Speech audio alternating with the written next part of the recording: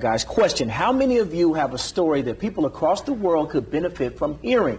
More than a few of you, I bet. And if so, we've got someone who can prepare you for your very first TED Talk. She's trained more than 3,000 Fortune 500 clients to deliver excellent talks and presentations with some innovative techniques. And she's Risa Wolf, and she joins us now live all the way from Tejas. Hey, Risa, thank you so much for making some time for us. I suppose if someone gets their own, TED Talk, they pretty much mastered the art of public speaking, would you say?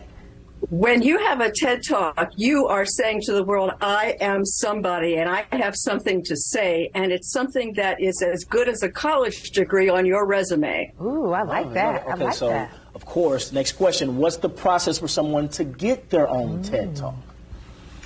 The process of getting a TED Talk nowadays is pretty easy because universities have TEDx's. They're all over the place. So apply to 100 of them and you'll get a TED Talk, because it doesn't matter where you are.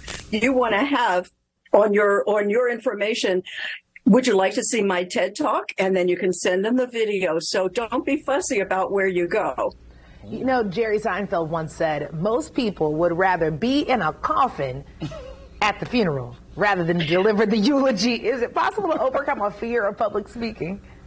Oh, absolutely. That is entirely what my world is made up of people who have turned down jobs because they were afraid of the public speaking, and people who have avoided speaking. But now with Zoom, everyone who used to sit in the back of the conference room and hide is visible, and they need help. I've given them lots of help. In fact, I'll give you some tips right now. All right. Okay, I'll wait for the tips. I'm really glad. Everyone who's listening, do you speak well 1-to-1 or 1-to-3 or 1-to-4 people? You probably do. So when there's a group of people, there's no such thing as a group or a large group. There are a bunch of 1s and 2s and 3s who are clumped together, walking in together.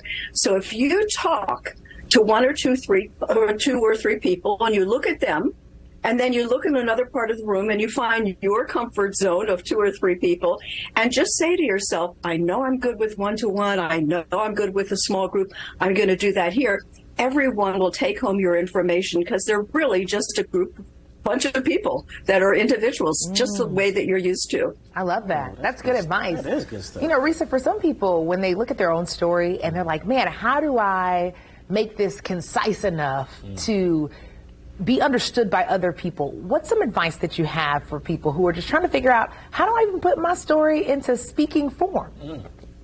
I would say to make a few circles on a page and say, these are the main points I want to make. I want to talk about that time when I was a kid and how that affected me on my first job and who I am now. I mean, that's a fairly reasonable story. And then just like a mind map, which is like a sun with rays coming out around each side, put the various points you would say about each of those main points, and then start giving that talk for free a whole lot of times, because as you give it, you can say to people, what parts did you like the best in my talk? And what parts do you think I should leave out or change? And if you give out even a handout at the end and say to them, listen, I'll come to your lunch place, I'll come to your office and give you a free talk if you'll fill out this survey afterward, because I'm working my way up to a TED Talk. I think people would enjoy it. That's what I did. Wow. Okay, so before we let you go, you wrote a book about public speaking in the style of a children's book. It's called Mr. Bear Speaks Without Fear. Why did you do that? What inspired you? Because people who are afraid of public speaking would never open up an academic book. This book teaches you how to be, it's actually for anyone to be an excellent speaker, but because I filled it with 45 tips and hints and tricks about how to overcome public speaking fear, that's why I called it Mr. Bear Speaks Without Fear, and I put it in a special small size, and I made it very, very simple, a story of how he learned how, and anyone, and I swear to you, anyone could be a good public speaker. Risa, before we let you go, when you got to that TED Talk level, what's the one thing that you've learned about yourself that has completely changed your perspective?